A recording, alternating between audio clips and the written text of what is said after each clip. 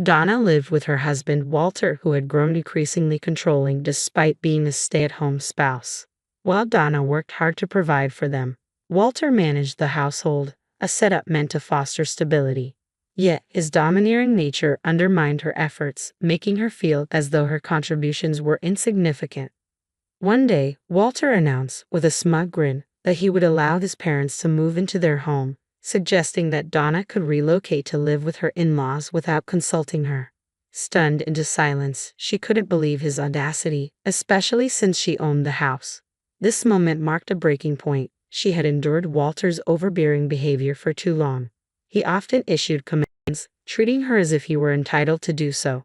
Once he had demanded that she fetch him ice cream late at night while he lounged on the couch, despite her exhaustion from work. When she suggested he could get it himself, he laughed and insinuated that displeasing him could have repercussions. His behavior was not only frustrating but exhausting. Donna felt increasingly disrespected and devalued, questioning how long she could tolerate living with someone who believed he had superiority simply because he was her husband. She realized that if things didn't change, she couldn't continue this way. Walter needed to understand the impact of his actions. It was time for him to face the consequences of his domineering behavior. One evening, feeling overwhelmed by the weight of her stressful job and Walter's demands, she told him, "I'm really tired. I'm going to rest in my room." His reaction was swift and challenging. "What's with that attitude towards your husband? I could kick you out right now if I wanted. Do you think it's okay to upset your spouse like that?" His fury baffled her. How could he act so authoritative without contributing financially yet crumble at the slightest inconvenience? It felt like dealing with a child throwing a tantrum. "I'm sorry, but I'm exhausted. Please try to understand," she replied, forcing a smile as she tried to disengage. Walter sighed, muttering, "You're such a disappointment as a wife." Lacking the energy to argue, she simply repeated, "I'm sorry," and retreated to her room. Day by day, Walter's overbearing behavior wore her down, but she was too exhausted to confront him. Then one day she caught a severe cold, which the doctor diagnosed as stress-induced. As she lay in bed, barely able to move, she informed Walter of her condition. His response was harsh. "A cold? That's just an excuse. Go to work, you're useless." His words seemed to intensify her fever. "I won't take care of you," he declared. "This is your mess. Deal with it." Left alone in her room, she moaned from the fever, feeling too weak to care for herself and too fearful to face Walter again, fearing more verbal abuse. Her temperature soared to 100 degrees Fahrenheit, and the fever was so intense that she lay drenched in sweat, unable even to change her soaked clothes. I lay there, contemplating how much easier life might be if I could simply fade away. Alone with my grim thoughts, I endured a painful night, my fever clouding my mind. Deep down, I knew something had to change.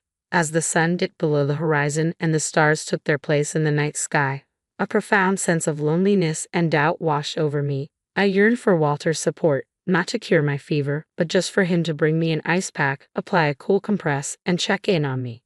Instead, I was met with harsh, uncaring words that cut deep and stirred up new anxieties. I questioned why I was the only one suffering, what I had done wrong, and why things couldn't be smoother between us. As these thoughts spiraled, I couldn't hold back the tears. The pain felt unbearable. After 5 days of rest, my fever finally subsided enough for me to return to work. My colleagues and bosses expressed genuine concern, asking if I was truly okay to be back. Though I was still recuperating, I felt compelled to support our household financially and couldn't afford more time off. Their kindness touched me deeply, a stark contrast to Walter's indifference, and it nearly brought me to tears again. At that moment, a voice inside me screamed that I could no longer endure Walter's behavior. I was pushing myself too hard, ignoring the signs that this way of life was unsustainable. Deep down, I knew I couldn't continue like this without eventually collapsing under the strain. My feelings for Walter had significantly diminished, yet I lacked the energy to consider separation. Amidst this turmoil, I trudged through each day, working hard and returning home exhausted, catering to Walter's unpredictable demands. This had become my daily routine. Then one day, while I sought a moment of peace in my room, Walter called out, wanting to discuss something serious. It had been ages since we had a real conversation. Typically, he made significant decisions unilaterally, and with a heavy heart, I sat down, bracing myself for whatever was to come. To my shock, Walter announced with unexpected enthusiasm, "I'll let my parents move into this house. You can't even cook, so just leave." The first word that slipped from my mouth was, "What?" He continued, "You need to leave because you're living with my in-laws." I was stunned, unable to grasp the reality of his selfish demands. The situation had reached a breaking point, and I realized something had to change. As Walter pressed on, he revealed his plans to transfer ownership of our house into his name and his parents'. He bluntly stated his intentions to divorce me and start a new life, declaring his decision final and immune to my opinions. I felt utterly disregarded, my feelings trampled by decisions made without my consent. Walter, inflated with his man-of-the-house ego, seemed solely focused on his desires. My heart sank as I confronted the reality of how impossible it was to continue living with him while ignoring my growing detachment. "Jared, you love me so much, don't you?" he said, his voice dripping with false sincerity. "I know this is shocking coming from a husband you love dearly, but I'm just trying to take care of my family. Please understand." His words, intended to sound considerate, felt more like a scolding. I wanted to shout that he was mistaken. Any affection I once felt for Walter had evaporated, leaving behind only disbelief at his selfishness and regret for not severing ties sooner. Why hadn't I left him earlier? If I had, perhaps he wouldn't have had the chance to exploit and demean me so thoroughly. I even resented my past self for being too lenient.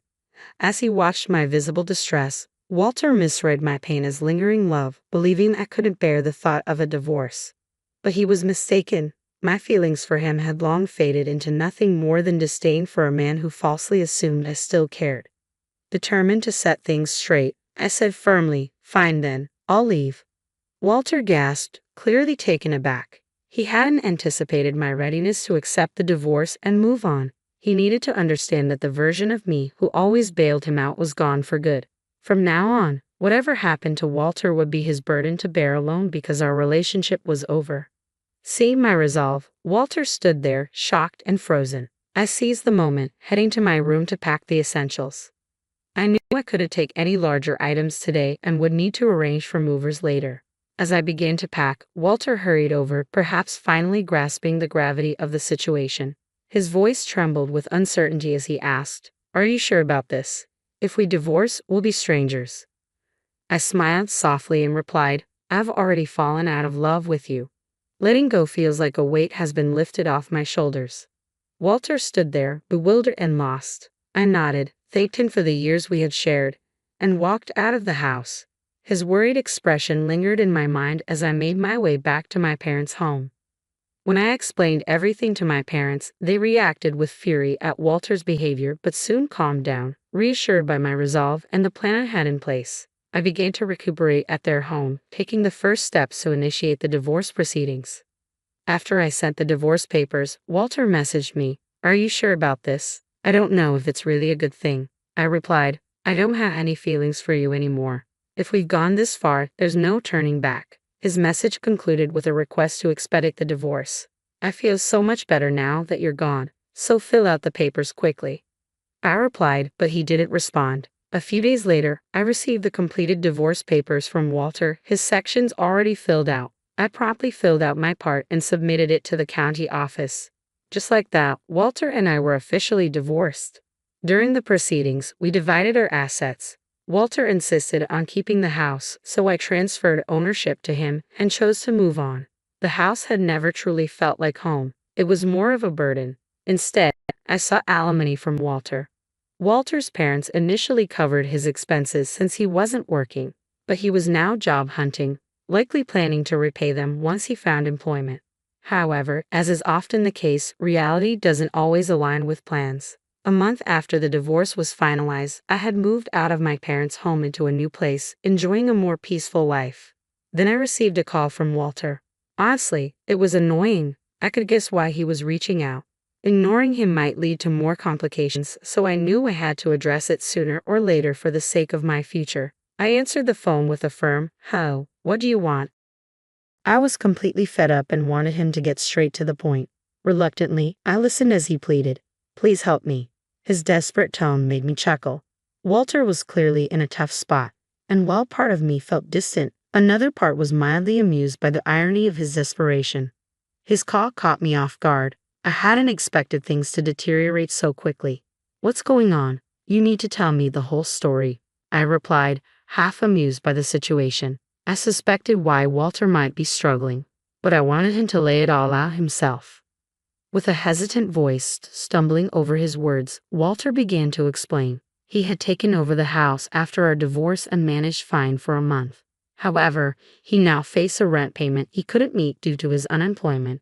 Desperate, he had asked my former in-laws for help, but the rent was much steeper than anyone anticipated, about $2,500, a sum they couldn't afford on their fixed income. My former in-laws were livid, accusing him of misleading them.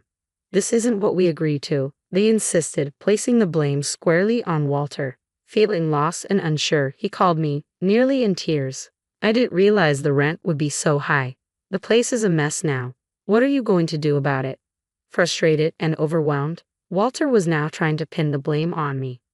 I hadn't discussed the specifics of the rent before our separation, but it was Walter's folly to assume responsibility for the house without grasping the financial commitments involved. He had pushed me away, treating me like an outsider, and now he was facing the consequences of his decisions. Despite this, he seemed unable to accept responsibility and reached out to me for help. I couldn't help but sigh at his audacity. Ignoring the strain in his voice, Walter continued urgently, "Please, I need your help. We can't keep going like this. I need you." His desperation was palpable. The rent due date had likely already passed, which meant they might already be behind on payments.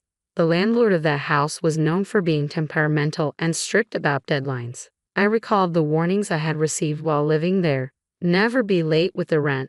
Missing a payment could lead to serious repercussions. Walter, having met the landlord a few times, knew exactly how intimidating they could be. When Walter called me, pleading for assistance, he said, "Please just cover the rent for 1 month. I don't have anyone else to turn to. You still care about me, right? If someone you care about is in trouble, you should help them out." His tone was still self-centered, as if he hadn't changed at all. I wanted to tell him that my feelings for him had long since faded, but instead, I held back and replied coldly, "I'm sorry, but I don't have any obligation to help you. You were the one who cut me off. And now you expect me to assist you when it's convenient for you? That's not fair." Walter tried to defend himself. "Please don't be so cold. I really can't handle this alone. Whether you still love me or not doesn't matter now. We were married once, right? Can't you help me out just this once?" "No," I responded firmly. "You were the one who left me. Even before that, my feelings for you had already cooled. It's been a long time since I stopped loving you." Hearing the dejection in his voice, he said, "I can't believe it." His words struck a deep chord within me. For so long, I had endured everything, even when Walter was selfish, took me for granted, or mistreated me, especially when I was sick. I had stayed by his side, hoping to salvage our marriage. I had worked tirelessly for the life we built, yet this was the outcome. Why hadn't I left sooner, when my love for him faded? Why hadn't I distanced myself earlier?